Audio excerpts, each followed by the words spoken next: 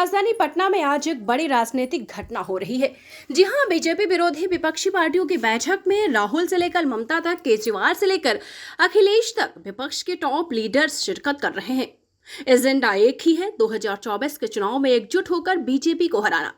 सबका मुद्दा एक ही है और सबकी राय भी एक ही है। सुगबुगाहट है कि 450 सीटों पर विपक्ष 1:1 फार्मूले से बीजेपी को चुनावी चुनौती देने वाला है।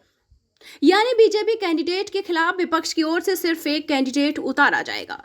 हालांकि इस फॉर्मूले की सबसे बड़ी चुनौती है सीटों का बंटवारा, यानी कितनी सीटों पर किस पार्टी का कैंडिडेट लड़ेगा। आपको बता दें, नीतीश ने कांग्रेस के मल्लिकार्जुन खड़गे और राहुल गांधी से मुलाकात भी की है। राहुल गांधी ने भारत के लिए साथ लड़ने की बात भी कही है।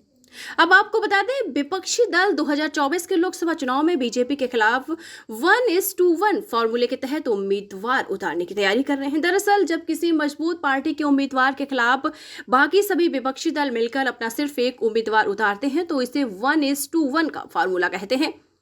कर्नाटक विधानसभा चुनाव में 13 मई को कांग्रेस की जीत के 2 दिन बाद पश्चिम बंगाल की मुख्यमंत्री ममता बनर्जी ने एक प्रपोजल दिया था। उन्होंने कहा था कि हम उन राज्यों में कांग्रेस का समर्थन करेंगे जहां पर उसकी जड़ें मजबूत हैं। दीक्षांत एडुटेक लाया है दीक्षांत ई लर्निंग ऐप। बने दीक्षांत का चैनल पार्टनर और अर्न करें लाखों रुपए प्रति महीने। चैनल पार्टनर बनने के लिए विजिट करें www.dikshans.com। इसके बदले में कांग्रेस को क्षेत्रीय दलों को उनके गढ़ में समर्थन देना चाहिए। ममता ने पारस्परिक गठबंधन की शर्त भी रखी। उन्होंने कहा कि यह नहीं हो सकता कि हम यानी तृणमूल कर्नाटक में आपको समर्थन दें और आप बंगाल में तृणमूल के खिलाफ लड़ें। अगर आप कुछ अच्छा हासिल करना चाहते हैं तो आपको कुछ क्षेत्रों में त्याग करना पड़ेगा। ममता के पास अन्य राज्यों और पार्टियों के लिए भी प्रपोजल है। ममता पश्चिम बंगाल में बीजेपी को कमजोर करने के लिए बिना शर्त समर्थन हासिल करना चाहती हैं। साथ ही वह कहती हैं कि यूपी में अखिलेश यादव की सपा मजबूत है, इसलिए हमें यूपी में सपा का समर्थन करना चाहिए।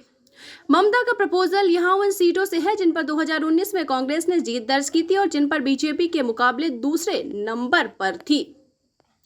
आपको बताते चले, ममता का मानना है कि कांग्रेस राजस्थान, मध्य प्रदेश, छत्तीसगढ़ और गुजरात सहित देश भर के लगभग 200 लोकसभा सीटों पर मजबूत है। इन 200 लोकसभा सीटों में से 91 सिर्फ राजस्थान, मध्य प्रदेश, छत्तीसगढ़ और गुजरात में है। अब आपको बताते चले, आखिर क्या होगा इस बैठक के बाद और क्या निर्णय लेते हैं ये लोग, ये तो आने वाला वक्त ही बताएगा। फिलहाल ये बैठक बहुत मजेदार और ऐतिहासिक साबित होने वाली है।